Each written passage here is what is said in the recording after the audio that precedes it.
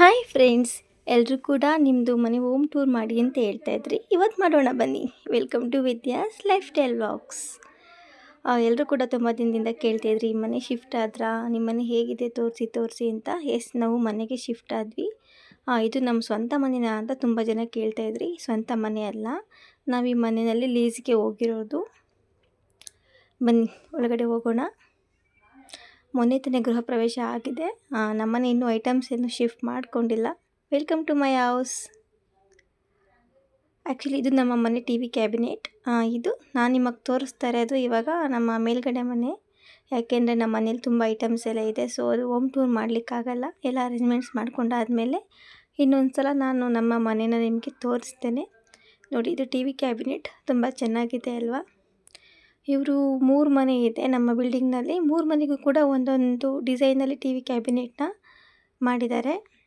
ಎಲ್ಲ ಮನೆಗಳು ತುಂಬ ಚೆನ್ನಾಗಿ ಬಂದಿದೆ ನೋಡಿ. ಇದು ಹಾಲ್,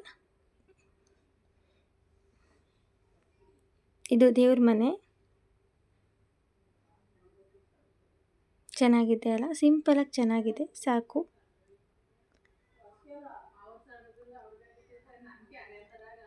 ಕೆಳಗಡೆ ಸ್ಟೋರೇಜ್ ಬಾಕ್ಸ್ ಕೂಡ ಮಾಡಿದ್ದಾರೆ ಐಟಮ್ಸ್ ಇಟ್ಕೊಳ್ಳೋದಕ್ಕೆ. ಇದು ನಮ್ಮನೆ ಕಿಚನ್. ಆ್ಯಕ್ಚುಲಿ ಇದು ಇವಾಗ ತೋರಿಸ್ತಾ ಇರೋ ಮನೆ ಕಿಚನ್. ಚೆನ್ನಾಗಿದೆ ಅಲ್ವಾ. ರ್ಯಾಕ್ಸ್ ಎಲ್ಲ ತುಂಬ ಚೆನ್ನಾಗಿ ಮಾಡಿದ್ದಾರೆ. ನಾನು ಕೂಡ ಹೋಗಿ ನೋಡ್ಕೊಂಡು ಬಂದ್ವಿ. ತುಂಬ ದಿನದಿಂದ ಆಸೆ ಇತ್ತು, ಈ ಥರ ರ್ಯಾಕ್ಸ್ ಎಲ್ಲ ಇರೋ ಮನೆಗೆ ಹೋಗಬೇಕು, ಕಬೋರ್ಡ್ಸ್ ಎಲ್ಲ ಬೇಕು ಅಂತ. ಯಾಕೆಂದರೆ ನಮ್ಮದು ಐಟಮ್ಸ್ ತುಂಬ ಇತ್ತು. ಮಕ್ಕಳದ್ದು ಕ್ಲಾತ್ಸು, ನಮ್ಮದು ಎಲ್ಲದಕ್ಕೂ ಶಾರ್ಟೇಜ್ ಆಗ್ತಿತ್ತು ನಮಗೆ ಮುಂಚೆ. ನಾವು ಬ್ಯಾಂಗ್ಳೂರಲ್ಲಿ ಇರೋದ್ರಿಂದ ಓನ್ ಬೀರ್ಗಳೆಲ್ಲ ಬರುತ್ತಲ್ಲ, ಅದೆಲ್ಲ ಏನು ತೊಗೊಂಡಿರಲಿಲ್ಲ. ಸೊ ಅದೆಲ್ಲ ವೇಸ್ಟ್ ಅಂತ ತೊಗೊಂಡಿರಲಿಲ್ಲ. ಹಾಗಾಗಿ ಕಬೋರ್ಡ್ಸ್ ಇರೋ ಮನೆಯೇ ಬೇಕು ಅಂತ ಹುಡುಕ್ತಾ ಇದ್ವಿ. ಹಿಂದೆ ಇದ್ದಿದ್ದ ಮನೆಯೂ ಕೂಡ ಚೆನ್ನಾಗಿತ್ತು, ತುಂಬ ಅಡ್ಜಸ್ಟ್ ಆಗಿದ್ವಿ ಎಲ್ಲೂ ಕೂಡ. ಇವಾಗ ಈ ಮನೆಗೆ ಶಿಫ್ಟ್ ಆಗ್ತಾ ಇದ್ದೀವಿ. ಮೇಲ್ಗಡೆ ಎಲ್ಲ ಸ್ಟೋರೇಜ್ ಎಲ್ಲ ಚೆನ್ನಾಗಿ ಮಾಡಿದ್ದಾರೆ. ಡಸ್ಟ್ ಎಲ್ಲ ಕೂರ್ದಿರೋ ಥರ ಪಾತ್ರೆಗಳನ್ನೆಲ್ಲ ಇಟ್ಕೊಳ್ಬೋದು. ಬನ್ನಿ ನೆಕ್ಸ್ಟ್ ಹೋಗೋಣ. ಇದು ಒಂದು ರೂಮು ನೋಡಿ. ಆ್ಯಕ್ಚುಲಿ ಇದು ಕಿಚನ್ಗೆ ನಿಯರಾಗೇ ಇದೆ. ಸೊ ಈ ರೂಮ್ನಲ್ಲಿ ಅಟ್ಯಾಚ್ ವಾಶ್ರೂಮ್ ಇಲ್ಲ, ಇನ್ನೊಂದು ರೂಮಿಗೆ ಅಟ್ಯಾಚ್ ವಾಶ್ರೂಮ್ ಮಾಡಿದ್ದಾರೆ.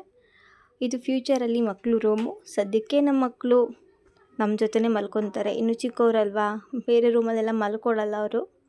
ಹಾಗಾಗಿ ಇದು ಸದ್ಯಕ್ಕೆ ಗೆಸ್ಟ್ ರೂಮ್ ಅಂತ ಕನ್ಸಿಡರ್ ಮಾಡ್ಕೊಬೇಕಷ್ಟೆ.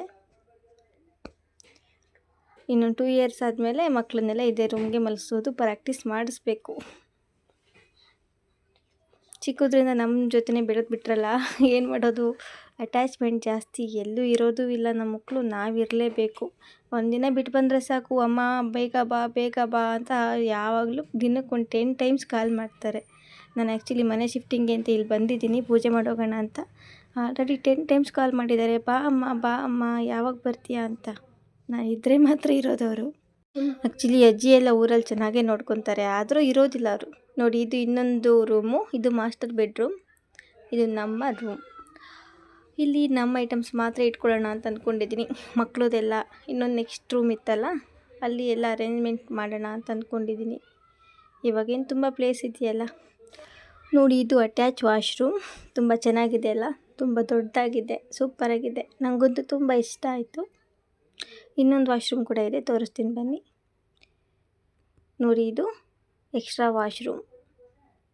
ಇದು ಕೂಡ ತುಂಬ ದೊಡ್ಡದಾಗಿದೆ. ಇದು ನಮ್ಮ ಇವತ್ತಿನ ಮನೆಯ ಹೋಮ್ ಟೂರ್ ಆಗಿತ್ತು. ಯಾರಿಗೆಲ್ಲ ಇಷ್ಟ ಆಯಿತು, ಹೇಗೆ ಅನ್ನಿಸ್ತು ಕಮೆಂಟ್ ಮೂಲಕ ತಿಳಿಸಿ. ಲೈಕ್ ಮಾಡೋದನ್ನ ಮರಿಬೇಡಿ, ಹಾಗೆ ಹೈಪ್ ಮಾಡೋದನ್ನು ಕೂಡ ಮರಿಬೇಡಿ. ಇನ್ನೂ ಯಾರಾದರೂ ಚಾನಲ್ ಸಬ್ಸ್ಕ್ರೈಬ್ ಮಾಡ್ಕೊಂಡಿಲ್ಲ ಅಂದರೆ ಮಾಡ್ಕೊಳ್ಳಿ. Thank you for watching.